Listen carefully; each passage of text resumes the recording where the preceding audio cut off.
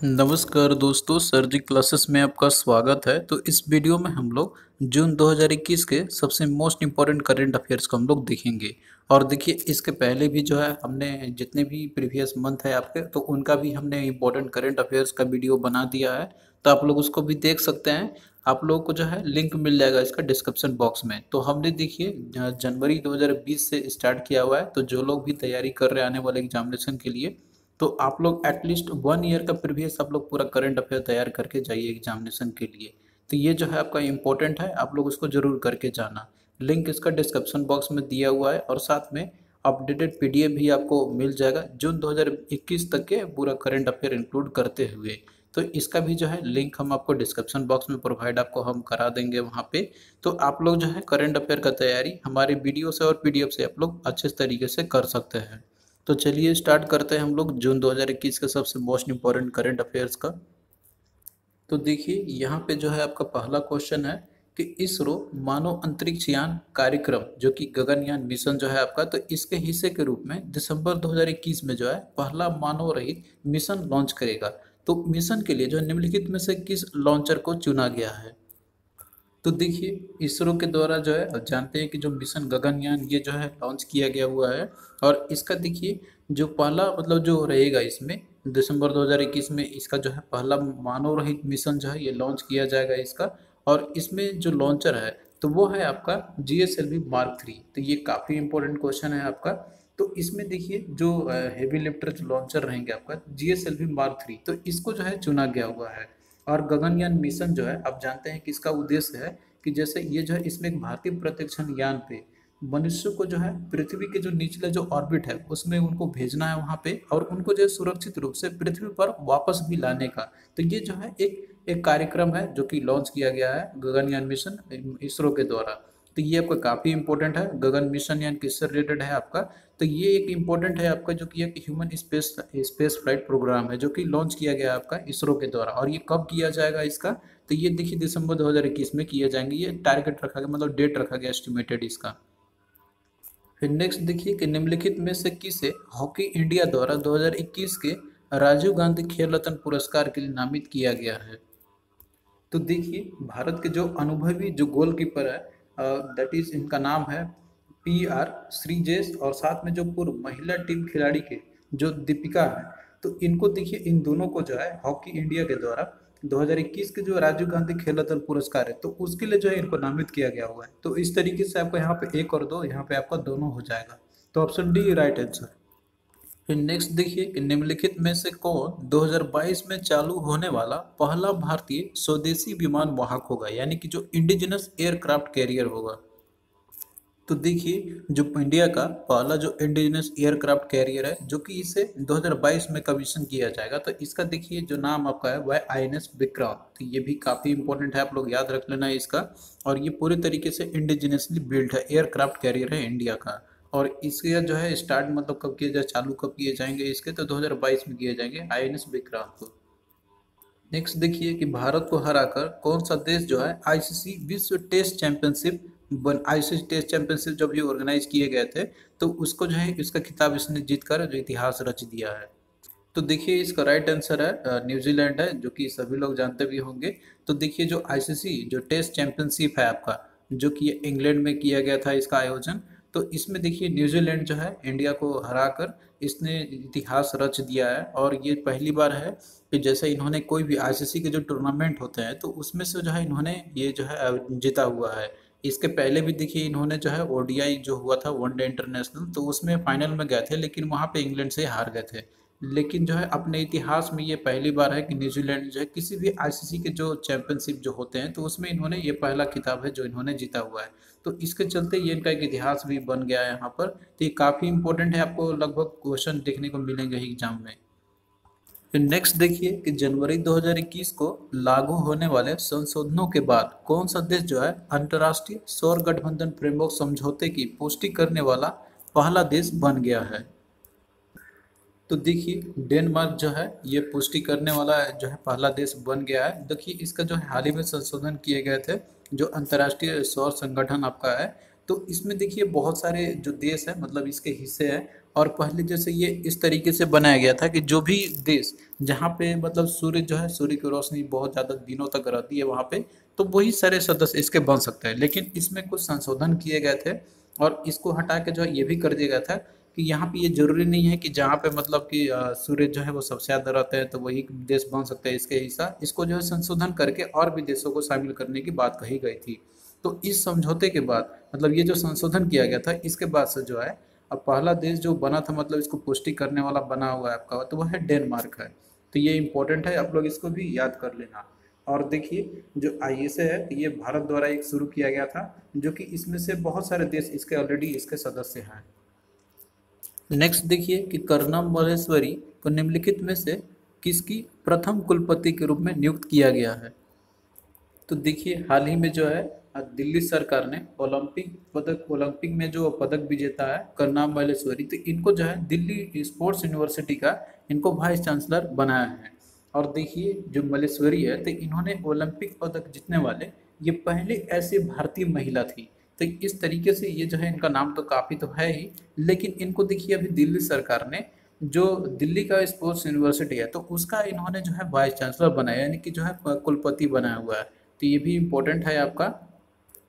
फिर नेक्स्ट देखिए कि अंतर्राष्ट्रीय योग दिवस 2015 से 21 जून को प्रतिवर्ष मनाया जाता है। अब जानते हैं कि योग दिवस जो है ये 2015 से स्टार्ट किया गया था, जो कि 21 जून को हर वर्ष मनाए जाते हैं।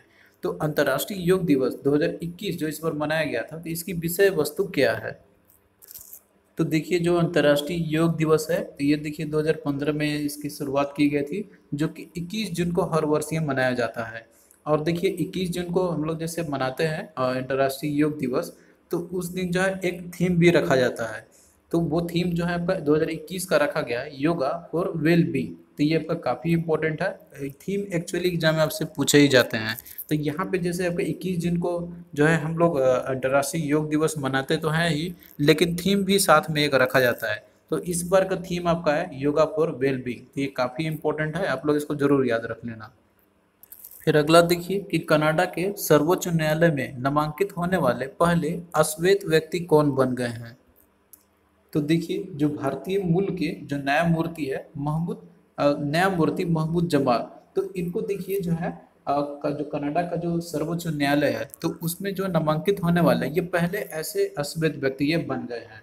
और देखिए इनको जो है कनाडा का जो ओंटारियो है तो उसके जो अपीलीय जो न्यायालय है तो वहाँ से इनको पदोन्नत करते हुए जो है ये किया गया हुआ है। और एक्चुअली देखिए ये जो है 2019 से ही ये कार्यरत है यहाँ पे, लेकिन इनको अभी सर्वोच्च न्यायालय जो है कनाडा का तो उसमें ये नामांकित होने वाले ये पहले व्यक्ति ये बन गए हैं। तो ये काफ़ी इंपॉर्टेंट है आपका। फिर नेक्स्ट देखिए कि ज्ञानपीठ पुरस्कार से सम्मानित लेखक अमिताभ घोष अक्टूबर 2021 में निम्नलिखित में से किस पुरस्कार का कुछ पुस्तक एक्चुअली यहाँ पर है विमोचन करने के लिए तैयार है।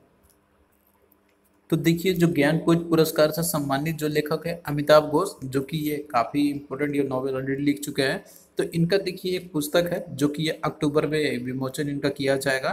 तो उसका देखिए नाम है the nutmeg's curse, that is parables for a planet in crisis. तो ये ही भी इम्पोर्टेंट है आपका, आप लोग इसे जरूर याद रख लेना है। जो आपका बुक्स एंड ऑथर से क्वेश्चन जो रहता है तो वो आपका पूछा ही जाता है। और अमिताभ घोष जो है तो ये भी एक काफ़ी फेमस राइटर है ये, तो इनको देखिए ज्ञानपीठ पुरस्कार से भी सम्मानित किया जा चुका है। तो ये जो लिखा गया इनके द्वारा जो किताब है जो विमोचन किया जाएगा इनका अक्टूबर में, तो वो है आपका the nutmeg's curse parables for a planet crisis. Next देखिए कि भारतीय स्प्रिंटर लेजेंड मिल्खा सिंह का जून 2021 में निधन हो गया है। तो उन्हें किस वर्ष जो है पद्मश्री से सम्मानित किया गया था। तो देखिए हाल ही में जो है जो इस भारतीय के जो स्प्रिंट लेजेंड थे तो वह मिल्खा सिंह, तो इनका हाल ही में निधन हो गया है। तो इन्हें देखिए पद्मश्री अवार्ड से भी नवाजा जा चुका है। तो इनको देखिए जो पद्मश्री अवार्ड है तो ये दिया गया था आपका 1959 में। तो ये देखिए काफ़ी इंपॉर्टेंट है आपका, क्योंकि जो ओबिचुअरी से रिलेटेड जो क्वेश्चन आती है तो पूछे ही जाते हैं आपके। लेकिन जो जीव मिल्खा सिंह है तो ये काफ़ी मतलब ये फेमस रहे थे, और ये किससे रिलेटेड है तो ये स्प्रिंटर से है। तो आपका इस तरीके से भी पूछा जा सकता है क्वेश्चन। फिर नेक्स्ट देखिए कि डी गुकेश किस खेल से संबंधित है। तो देखिए जो डी गुकेश है तो इनका संबंध जो है शतरंज से है। और देखिए ये न्यूज़ में इसलिए रहे थे क्योंकि देखिए इन्होंने जो एक इतिहास रचा यहाँ पे, ये दुनिया के ऐसे दूसरे सबसे कम उम्र के ये ग्रैंड मास्टर डी कुकेस जो है, इन्होंने जून 2021 में $15,000 का जो है एक गर्लफ्रेंड चैलेंज जो शतरंज का खिताब है, तो ये इन्होंने जीता था। तो इसलिए ये जो न्यूज़ आपका हाईलाइटेड में है, तो ये भी इंपॉर्टेंट है आपका। डी कुकेस किससे संबंधित है इनका, तो वह शतरंज से है और ये दुनिया के दूसरे सबसे कम उम्र के ग्रैंड मास्टर खिलाड़ी है। फिर नेक्स्ट देखिए कि ग्लोबल पीस इंडेक्स 2021 में भारत का रैंक क्या है। तो देखिए जो ग्लोबल पीस इंडेक्स जो है आपका 2021 में जो ये आंकड़ा जो जारी किया गया था, तो इसमें देखिए भारत का जो रैंक है तो वो है 135 है। और देखिए ये जो आंकड़ा आपका है तो ये दर्शाता है कि जैसे कौन सा कंट्री जो है तो वहाँ पे पीस कितनी है, मतलब वो जो है आतंकवाद से कितनी पीड़ित है। तो इस कैटेगरी में जो टॉप पे रहा है तो वो है आपका आइसलैंड है। और देखिए बांग्लादेश भी जो है तो वो भी इंडिया से ऊपर है, मतलब कि जो है वो पीस वहाँ पे ज़्यादा है इंडिया कंपेरिजन में। तो उसका देखिए इस बार का जो रैंक रखा गया है तो वो है 91 का है, तो वो इंडिया से वो काफ़ी ऊपर है। फिर नेक्स्ट देखिए कि जून 2021 में जारी Stockholm international peace research institute year book 2021 के अनुसार जो है निम्नलिखित में से किस देश के पास अनुमानित 13,080 वैश्विक परमाणु हथियारों का 90% से भी अधिक हिस्सा है। तो देखिए जो सिप्री के द्वारा जो भी हाल ही में जो एक आंकड़ा जारी किया गया था, जिसमें कि इन्होंने अपना ईयर बुक में ये बताया था कि जितने भी विश्व में परमाणु हथियारें हैं तो उसका लगभग 90% से भी अधिक जो हिस्सा है तो वो केवल दो देशों के बीच में है, जिसमें कि आपका पहला मतलब है इसमें तो यूएसए और रसिया है। तो इन दोनों देशों के पास जो है लगभग अनुमानित ये बताया था कि 13,080 जो परमाणु हथियारें हैं। तो ये जो है लगभग 90% से भी अधिक जो हिस्से हैं पूरे, मतलब 100% का अगर बात किया जाए जितने भी परमाणु हथियार है तो उसमें से 90% से अधिक हिस्सा केवल इन दोनों देशों के बीच में ही है, रसिया और यूएसए के बीच में। फिर नेक्स्ट देखिए कि कौन सा देश कोविड-19 सहित वैक्सीन उत्पादन के लिए जो है एक अंतर्राष्ट्रीय संस्थान स्थापित करेगा। तो देखिए बांग्लादेश जो है ये कोविड-19 सहित और भी जो वैक्सीन जो भी रहेंगे तो उसका उत्पादन के लिए इन्होंने जो है एक अंतर्राष्ट्रीय संस्थान स्थापित करने के लिए इन्होंने निर्णय लिया हुआ है। और देखिए जो बांग्लादेश की जो सरकार है तो इन्होंने वैक्सीन संस्थान स्थापित करने के लिए दक्षिण कोरिया के साथ जो इन्होंने एक समझौते पर भी हस्ताक्षर ये करेंगे। फिर नेक्स्ट देखिए कि किसने अपना संस्मरण होम इन द वर्ल्ड लिखा है। तो देखिए अमर्त्य सेन जो है इन्होंने अपना संस्मरण होप इन द वर्ल्ड इन्होंने लिखा हुआ है हाल ही में। और आप अमर्त्य सेन जानते हैं कि ये जो है इकोनॉमिक्स के क्षेत्र में इन्होंने नोबेल पुरस्कार भी जीता हुआ है। और इस पुस्तक में देखिए जो इनका जो संस्मरण है इनका होम इन द वर्ल्ड, तो इसमें जो है इन्होंने अपने जीवन से जो विवरण थे तो वो इन्होंने साझा किया हुआ है। और साथ में जो घर की जो भी अवधारणा है तो वो सारे जो है ये सारे चीज़ इसमें इन्होंने बात करी है। नेक्स्ट देखिए कि जून 2021 में नफ्ताली बेनेट ने किस देश के नए प्रधानमंत्री के रूप में शपथ ली है। तो देखिए जून 2021 में जो है नफ्ताली बेनेट ने इजराइल के नए प्रधानमंत्री के रूप में इन्होंने शपथ ली है। और देखिए इस जीत के साथ जो है इन्होंने जो है पहले जो पूर्व प्रधानमंत्री थे बेंजामिन नेतान्याहू, तो उनकी जो 12 वर्षों की जो सबसे लंबे समय तक की सेवा करने का जो मतलब था ये, तो उनको भी इन्होंने समाप्त कर दिया है। तो ये भी काफ़ी इंपॉर्टेंट है। और आप जानते हैं कि इजराइल जो हाल ही में न्यूज़ में रहा था, तो ये आप लोग याद कर लेना इसको अच्छे से। फिर नेक्स्ट देखिए कि जून 2021 में विश्व के 5वें नंबर के स्टेफनोस सिताफिसिस को हराकर जो है दूसरा फ्रेंच ओपन पुरुष एकल टेनिस खिताब किसने जीता है।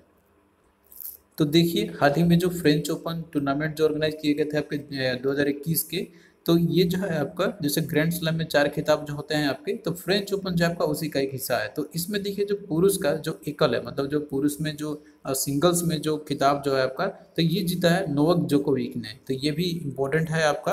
और रनर अप कौन होते हैं तो ये भी आप लोग याद रखना, मतलब जो किसको वो हराते हैं तो वो है आपका दैट इज स्टेफनोस सितासिपास। तो ये भी इम्पोर्टेंट है आपका। और ये जो है आपको मिल जाएगा स्पोर्ट्स करंट अफेयर आपका, तो उसमें भी पूरा अपडेटेड कर देते हैं हम उसमें। नेक्स्ट देखिए कि निम्नलिखित में से किसके नेताओं ने चीन के जो बेल्ट एंड रोड इनिशिएटिव है तो इसका मुकाबला करने में जो है विकासशील देशों की मदद करने के लिए एक नई वैश्विक बुनियादी ढांचा पहल जिसका नाम है बिल्ड बैक बेटर वर्ल्ड, इसकी शुरुआत की है। तो देखिए हाल ही में G7 के जो जितने भी नेताओं हैं तो इन्होंने जो है चाइना का जो बिल्ट एंड रोड इनिशिएटिव जो प्रोजेक्ट है तो उसका मुकाबला करने के लिए विकासशील जितने भी देश हैं तो उनका मदद करने के लिए इन्होंने जो एक नई वैश्विक बुनियादी ढांचा पहल जिसकी शुरुआत इन्होंने किया हुआ है, जिसका नाम है आपका बिल्ड बैक बेटर वर्ल्ड। तो ये जो है शुरुआत किया गया है G7 के जितने भी जो भी नेता होते तो उन्होंने किया हुआ है। तो ये भी आपका काफ़ी इंपॉर्टेंट है आपका, और नाम इंपॉर्टेंट है बिल्ड बैक बेटर वर्ल्ड। फिर नेक्स्ट देखिए यहाँ पे आपका जो है फ्रेंच ओपन सही है कि जून 2021 में टेनिस में जो फ्रेंच ओपन फाइनल में जो आपका मुकाबला हुआ था, मतलब जो इसमें दिया हुआ आपका यहाँ पे कि जैसे फाइनल में रसिया की जो अनास्तासिया पाब्लो पाब्लोचेकोवा को इसको हराकर जो है अपना पहला ग्रैंड स्लैम का महिला एकल खिताब किसने जीता है। तो देखिए बाराबोरा क्रिचिकोवा जो है तो इन्होंने अपना पहला जो है ग्रैंड स्लैम खिताब जीता है फ्रेंच ओपन का, जो कि ये महिला एकल खिताब है आपका। तो ये भी आपका काफ़ी इंपॉर्टेंट है। और देखिए जो बाराबोरा जो है ये, तो ये 1981 के बाद ये पहली ऐसी चेक महिला जो है, मतलब चेक रिपब्लिक की महिला जिन्होंने एक चैंपियनशिप ये जीती हुई है। फिर नेक्स्ट देखिए कि जून 2021 में जारी नाइट फ्रैंक के ग्लोबल हाउस प्राइस इंडेक्स में भारत की रैंक का स्थान क्या है। तो देखिए जून 2021 में जो आंकड़ा जारी किया गया था दैट इज नाइट फ्रैंक के द्वारा जो ग्लोबल हाउस प्राइस इंडेक्स है, तो इसमें देखिए भारत का जो रैंक है तो वो 55 रहा है इस बार का 2021 का। और इसके पहले देखिए जो 2020 में जो आंकड़ा जारी किया गया था तो उस समय 43वें स्थान पे था। तो इससे ये पता चलता है कि जो घरों की जो कीमत है तो दर मतलब जो साल दर साल है तो वो गिरते जा रही है। यहाँ पर इंडिया की बात करें तो 1.6% की गिरावट दर्ज की गई है इस साल। नेक्स्ट देखिए कि किस राज्य ने देहिंग पटकाई वन्य जीव अभयारण्य को राज्य का 7वां राष्ट्रीय उद्यान घोषित किया है। तो देखिए असम की जो सरकार है तो इन्होंने जो है जो देहिंग पटकाई वन्य जीव अभयारण्य है तो इसको जो है इन्होंने अपना राज्य का 7वां राष्ट्रीय उद्यान घोषित किया हुआ है। तो ये देखिए जो इम्पोर्टेंट तो आपका तो है ही देहिंग पटकाई वन्य जीव अभयारण्य, ये कहाँ पे आपका थी, असम में तो है ही आपका। इसके साथ साथ में देखिए क्वेश्चन और भी पूछ जाते हैं कि और जो कौन कौन से जो इम्पोर्टेंट नेशनल पार्क है जो कि असम में है, तो वो भी आप लोग याद कर लेना, स्टैटिक जीके में हमने ये प्रोवाइड किया हुआ है। फिर नेक्स्ट देखिए कि क्यूएस वर्ल्ड यूनिवर्सिटी रैंकिंग 2022 के अनुसार कितने भारतीय विश्वविद्यालयों ने विश्व स्तर पर सर्वश्रेष्ठ 400 में स्थान पाया है। तो देखिए जो क्यूएस वर्ल्ड यूनिवर्सिटी रैंकिंग जो 2022 का जो अनुसार जो है तो टोटल ऐसे केवल 8 ही ऐसे भारतीय विश्वविद्यालय हैं जो कि 400 सर्वश्रेष्ठ जो विश्वविद्यालय हैं पूरे दुनिया में तो उसमें जो है स्थान बनाया हुआ है। तो सिर्फ केवल कितने टोटल 8 ही हैं इसमें। और इसमें से भी देखिए जो इंडिया के कंपैरिजन में बात किया जाए तो जो आईआईटी बॉम्बे है तो वो 177वें रैंक पे है, मतलब 177वें रैंक के साथ जो है तो वो सबसे सर्वश्रेष्ठ यूनिवर्सिटी है इंडिया का। और इसके साथ में देखिए और भी यूनिवर्सिटी आपके जैसे आईआईटी बॉम्बे, आईआईटी दिल्ली और आईएससी बेंगलोर है आपका, तो ये जो टॉप 200 है उसमें शामिल है। और इसके बाद और भी आपके हैं जैसे कि आपका आईआईटी दिल्ली हो गया। तो ये सारे जो है इंपॉर्टेंट है, आप लोग याद रख लेना, जिसमें कि आईआईटी बॉम्बे जो है आपका वो सबसे टॉप रैंक पे है यानी कि 177 पे। नेक्स्ट देखिए कि कौन सा देश औपचारिक रूप से बिटकॉइन को कानूनी निविदा के रूप में जो है अपना पहला दुनिया का, मतलब दुनिया का जो है ये पहला देश बन गया है जिसको कि बिटकॉइन को अपना एक लीगल टेंडर के रूप में स्वीकार किया है इन्होंने। तो देखिए हाल ही में जो अल सल्वाडोर ने जो है इन्होंने देश में जो है इन्होंने एक लीगल टेंडर बना दिया है बिटकॉइन को। बिटकॉइन आप जानते हैं कि एक क्रिप्टो करेंसी है आपका, मतलब ये जो है बिटकॉइन जैसे कि आप जानते हैं कि इसका एक लिमिटेड सप्लाई है और ये जो आपका ब्लॉकचेन टेक्नोलॉजी पे रन करता है एक्चुअली में। तो ये बिटकॉइन जो है मतलब इसको कानूनी रूप से देने वाला पहला देश है एल सल्वाडोर, जो कि ये बन चुका है आपका। और देखिए ये काफ़ी इंपॉर्टेंट है आपका क्वेश्चन, क्योंकि देखिए इस तरीके से बहुत सारे देश जो है लगभग क्रिप्टो करेंसी से अपना दूरी ही बनाते हैं, लेकिन इसको अपने अप्रूवल देने वाला जो पहला देश बन गया आपका तो वह है अल सल्वाडोर है। तो इस तरीके से काफ़ी इंपॉर्टेंट है आपका और न्यूज़ में रहा भी था ये, और साथ में इंपॉर्टेंट भी आपका आने वाले एग्जामिनेशन के लिए। फिर नेक्स्ट देखिए कि इंग्लैंड और न्यूजीलैंड के बीच पहला टेस्ट ड्रॉ समाप्त होने के तुरंत बाद इंग्लैंड क्रिकेट बोर्ड ने जो है उसने देखिए अपने एक खिलाड़ी को जो है जैसे उनका नाम है आपको बताना है, यहाँ पे वही पूछा गया हुआ है। तो उन्होंने देखिए एक टिप्पणी किया था, मतलब उन्होंने जो एक ट्वीट किया था, नस्लवादी और सेक्सिस्ट ट्वीट्स उन्होंने किया था 2012-13 में, तो उसी के चलते जो है निलंबित कर दिया। तो उनका नाम आपको बताना है वो कौन है। तो देखिए जो ओलियो रॉबिन्सन्स है, तो ये देखिए ओलियो रॉबिन्सन्स है जो कि ये इंग्लैंड और न्यूजीलैंड के बीच में जो टेस्ट मैच चल रहा था तो उसके बीच जो पहला जो टेस्ट में ड्रा हुआ था, तो उसके बाद तुरंत जो है इन्होंने इनको बाहर का रास्ता दिखाया था। क्योंकि देखिए इनका जो ट्वीट था नस्लवादी और एक सेक्सिस्ट ट्वीट इन्होंने किया था 2012-13 में। तो उसके बाद मतलब देखिए तो पहले ही बहुत पहले ही इन्होंने कर दिया था ट्वीट, लेकिन ये जो है इन्होंने जो टेस्ट हुआ ड्रॉ हुआ था उसके बाद इन्होंने निर्णय लिया हुआ है जो इंग्लैंड क्रिकेट बोर्ड है। तो हालांकि देखिए इसमें जो है बहुत बाद में फिर कुछ चेंजेस भी किए गए हुए हैं कि जैसे ये इतने टेस्ट के बाद जो है इनको फिर से खेलने दिया जाएगा, लेकिन इनको जो है पूरे जितने भी अंतर्राष्ट्रीय क्रिकेट के जो फॉर्मेट है तो उन सभी से निलंबित इनको कर दिया गया था। तो इस तरह के न्यूज़ देखिए घूमते रहते हैं आपके, तो क्वेश्चन आपको घुमा फिरा के पूछ सकता है, तो इसलिए हमने ये लिया हुआ है, तो आप लोग इसको भी याद कर लेना। ओलिवर रॉबिन्सन जो कि इंग्लैंड के खिलाड़ी हैं ये। नेक्स्ट देखिए कि जून 2021 में किस राज्य ने ऑक्सीजन कंसंट्रेटर के लिए डोर डोर स्टेप डिलीवरी सेवा शुरू की है। तो देखिए ओडिशा की जो सरकार है तो इन्होंने जो है ऑक्सीजन कंसंट्रेटर के लिए एक डोर स्टेप डिलीवरी सेवा शुरू की है।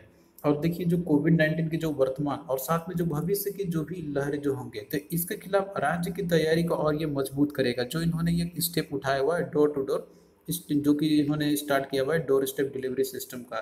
तो पहले चरण में देखिए जो ये आपका मतलब ये शुरू किया गया हुआ है, तो जो भी 5 प्रमुख शहर जो हैं तो ऑक्सीजन का कंसंट्रेशन की जो होम डिलीवरी होगी तो वो केवल स्टार्टिंग में 5 प्रमुख शहरों में होगी, और लेटर ऑन जो है और भी जो प्रमुख जिले जो और भी जो शहर होंगे तो वहाँ पे भी ये स्टार्ट किए जाएंगे।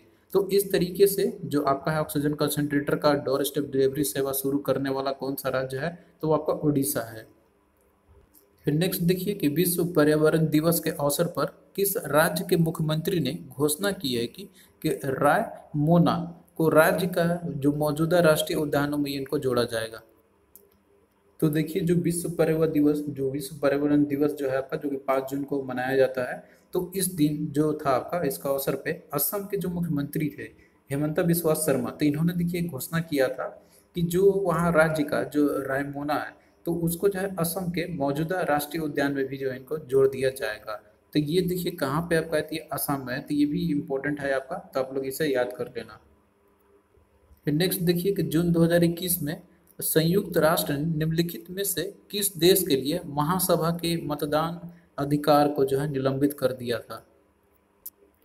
तो देखिए जून 2021 में संयुक्त राष्ट्र ने जो है इन तीनों देशों का मतलब 4 देश हैं एक्चुअली यहाँ पे, जिनको जो है जो जनरल असेंबली है यूनाइटेड नेशंस की, तो उसमें जो मतदान का जो अधिकार होता है तो उससे निलंबित कर दिया था। तो इसमें देखिए यहाँ पे आपका जैसे कि मध्य अफ्रीका यानी कि जो सेंट्रल अफ्रीका ये तो है ही, इसके अलावा सोमालिया और ईरान है, तो इन तीनों देश तो यहाँ पे आपका है ही, और इसके साथ में जो सोमटो है, तो इन सभी को जो है इन्होंने जो है मतदान का अधिकार से वंचित कर दिया था, निलंबित कर दिया था एक्चुअली में। और देखिए जो संयुक्त राष्ट्र है तो इसने जो बकाया राशि के मामले के चलते जो है इन्होंने ये स्टेप उठाया था। तो इसमें आपका इम्पोर्टेंट है जैसे मध्य अफ्रीका, सोमालिया और ईरान तो है ही आपका, लेकिन ईरान जो है जो कि इससे काफ़ी नाखुश था इस डिसीजन से यूनाइटेड नेशंस के। तो आपका यहाँ पे ABC तीनों आपका हो जाएगा। नेक्स्ट देखिए कि डेविड डायन ने निम्नलिखित में से किस उपन्यासों के लिए जो है इंटरनेशनल बुकर पुरस्कार जीता है। तो देखिए जो डेविड डायन है तो डेविड डायब जो है तो इनका जो उपन्यास है जिनका नाम है आपका at night all blood is black, तो इस पुस्तक मतलब जो उपन्यास है तो इसके लिए इनको जो है इंटरनेशनल बुकर पुरस्कार का प्राइज भी दिया गया हुआ है। तो यहाँ पे आपको क्वेश्चन बहुत तरीके से पूछा सकता है कि जैसे इंटरनेशनल बुकर पुरस्कार की किताब जो है तो वो किस उपन्यास को दिया गया है, तो वो है आपका at night all blood is black, और इसके ऑथर कौन है, तो वो है डेविड डायफ है। तो आपका क्वेश्चन बहुत तरीके से पूछा जाता है, और आप जानते हैं कि जो इंटरनेशनल बुकर पुरस्कार जो है आपका, तो ये इंग्लिश में जो अनुवादित वो किसी भी भाषा के जो कोई फिक्शन जो बुक होते हैं तो वो उसके लिए दिया जाता है। तो ये इस बार जो दिया गया आपका इंटरनेशनल बुकर पुरस्कार तो वो दिया गया है डेविड डायब को, जो कि इनका जो बुक है मतलब जो लिखे है ये बुक इनके द्वारा, तो वो है आपका at night all blood is black. Next देखिए कि नीति आयोग के एसडीजी इंडेक्स इंडिया का जो इंडेक्स एक्चुअली में ये 2020-21 के लिए जो है इसमें से किस राज्य को सबसे खराब प्रदर्शन करने वाला राज्य घोषित किया गया है। तो देखिए जो नीति आयोग के द्वारा जो ये इंडेक्स जारी किया गया था आपका एसडीजी इंडिया इंडेक्स 2020-21, तो इसका देखिए मतलब होता है सस्टेनेबल डेवलपमेंट गोल। तो इस इंडेक्स में जो है केरल जो है वो टॉप स्थान पे रहा है। मतलब केरल केरल को जो है ये सबसे मतलब सस्टेनेबल डेवलपमेंट गोल का अचीवमेंट करने वाला टॉप परफॉर्मिंग स्टेट्स में रखा गया हुआ है। लेकिन जो सबसे खराब प्रदर्शन करने वाला जो राज्य है तो घोषित किया गया तो वो है बिहार है। तो इसका आंसर तो आप लोग याद तो रखना ही है, लेकिन आपको वो भी याद रखना है कि टॉप किसने किया, मतलब किसने जो सबसे अच्छा परफॉर्मेंस किया है, तो वो है केरल है। तो ये इंपॉर्टेंट है आपका, आप लोग दोनों याद रखना। नेक्स्ट देखिए कि सूर्य की ऊर्जा उत्पादन प्रक्रिया की नकल करने वाले चीन के जो प्रायोगिक उन्नत सुपर कंडक्टिंग जो टोकामक है, तो इन्होंने देखिए इसमें यहाँ पे जो है 216 मिलियन डिग्री फ़ारेनहाइट का है, लगभग जो आपका होता है कि ये 120 मिलियन डिग्री सेल्सियस इतना टेम्परेचर जो है यहाँ पर ये इन्होंने किया था। तो ये देखिए ये कितने सेकंड तक चलने के बाद जो एक नया रिकॉर्ड इन्होंने बनाया हुआ है। तो देखिए जो सूर्य की ऊर्जा उत्पादन प्रक्रिया की जो नकल करने वाला जैसे कि चीन का जो इनका प्रायोगिक उन्नत सुपर कंडक्टिंग जो टोकामक है, तो यहाँ पे देखिए इन्होंने जो इतना डिग्री टेम्परेचर का इन्होंने जो है इतना जनरेट किया था 120 मिलियन डिग्री सेल्सियस का। तो ये जो है इन्होंने 101 सेकेंड तक इन्होंने जो है इतना जनरेट किया था, मतलब इतने सेकेंड तक इन्होंने जो है एक रिकॉर्ड स्थापित किया हुआ है। तो ये किसके द्वारा किया गया था? चाइना के द्वारा किया गया। तो ये तो इनका एक ग्रेट अचीवमेंट तो है ही। आपको यहाँ पे ये भी याद रखना है कि कितने सेकंड तक ये चला था, मतलब ये जो है टेम्परेचर मतलब इतना देर तक रिकॉर्ड इन्होंने किया था करके। तो यह है 101 सेकंड तक का। नेक्स्ट देखिए कि किस राज्य ने कोरोना मुक्त गांव प्रतियोगिता की घोषणा की है, जहां प्रत्येक राजस्व जिलों जो भी राजस्व जिले जो हैं तो उनके 3 गांवों को 50 लाख रुपए तक के पुरस्कार सम्मानित किया जाएगा। तो देखिए हाल ही में जो है महाराष्ट्र ने अपना एक अभियान चालू किया हुआ है कोरोना मुक्त गांव प्रतियोगिता। तो ये देखिए जितने भी मतलब जो भी जहाँ भी प्रत्येक राजस्व जिले जो होंगे तो उनके जो 3 गांव होंगे तो वहाँ पे 50 लाख रुपए तक के पुरस्कार से जो है उनको सम्मानित किया जाएगा। तो ये एक अच्छा पहल है कोविड-19 को जो है कंट्रोल करने के लिए। नेक्स्ट देखिए कि जून 2021 में किसने राष्ट्रीय मानवाधिकार आयोग यानी कि जो NHRC है, नेशनल ह्यूमन राइट्स कमीशन, तो इसके अध्यक्ष के रूप में जो है पदभार ग्रहण किया है। तो देखिए जो राष्ट्रीय मानव अधिकार आयोग है यानी कि जो NHRC है, तो इसके अध्यक्ष के रूप में जो है अरुण कुमार मिश्रा ने पदभार जो है ग्रहण किया हुआ है। और आप जानते हैं कि जो नेशनल ह्यूमन राइट कमीशन है तो कोई भी जैसे ह्यूमन राइट वायलेशन से रिलेटेड कोई भी केस होते हैं तो उनको ये देखती है। और कोई भी जैसे मान लीजिए कहीं पे भी अगर मानव अधिकार का अगर हनन होता है तो उसको ये नोटिस भी देते हैं। नेक्स्ट देखिए कि निम्नलिखित में से किसने भारत के पहले NFT बाजार की घोषणा की है।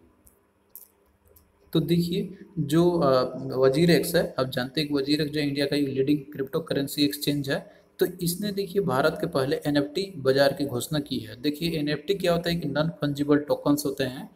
ये एक्चुअली में जैसे एक डिजिटल टाइप का कोई आपका कोई भी चीज़ हो गया, जैसे आपको कोई पेंटिंग हो गया या फिर कोई आपका कलाकारी हो गया, तो आप जो है इनको ऑनलाइन जो है आप लोग क्रिप्टो करेंसी के माध्यम से आप इनको बेच सकते हैं और इसको आप लोग जो है बुक कर सकते हैं, यहाँ पे आप खरीद बिक्री कर सकते हैं इन सभी का। तो ये नॉन फंजिबल टोकन जो होते हैं आपके एक्चुअली में, तो ये भी एक तरीके का क्रिप्टो करेंसी के जैसा ही आपका रहता है, मतलब कि आप लोग जो है इसको सेल कर सकते हैं और इसके साथ में आपको जो है क्रिप्टो करेंसी के रूप में पेड किया जाएगा। और इसको स्टार्ट करने वाला कौन है आपका? तो वह है वजीर है, जो कि इंडिया का लीडिंग क्रिप्टो करेंसी एक्सचेंज है। नेक्स्ट देखिए कि stargazing the players in my life नामक पुस्तक किसने लिखी है। तो देखिए रवि शास्त्री ने जो है हाल ही में अपना इन्होंने एक पुस्तक लिखा हुआ है और जिसका नाम है stargazing the players in my life. तो इन्होंने देखिए इस पुस्तक में जितने भी जो इम्पोर्टेंट जो 60 जो इम्पोर्टेंट प्लेयर्स है तो उसके बारे में इन्होंने लिखा हुआ है, जो कि इन्होंने जो कि इन्हें इनसे ये प्रेरित हुए थे, तो उसके बारे में इन्होंने डिस्क्राइब किया हुआ है। तो ये भी आपका इम्पोर्टेंट है। आप जानते हैं कि कोई भी जैसे स्पोर्ट्स रिलेटेड कोई भी बुक लिखा जाता है जो फेमस होते हैं वे, तो वो आपका क्वेश्चन एग्जाम में पूछा ही जाता है। और आप जानते हैं कि रवि शास्त्री जो है तो अभी ये इंडियन क्रिकेट टीम का ये कोच भी है। नेक्स्ट देखिए कि कौन माउंट एवरेस्ट पर चढ़ने वाला एशिया का पहला और दुनिया का तीसरा नेत्रहीन व्यक्ति बन गया है। तो देखिए चाइना के जो झांग होंग है, तो ये जो है माउंट एवरेस्ट पर चढ़ने वाले एशिया का पहला और दुनिया के तीसरे ऐसे पहले नेत्रहीन व्यक्ति बन गए हैं।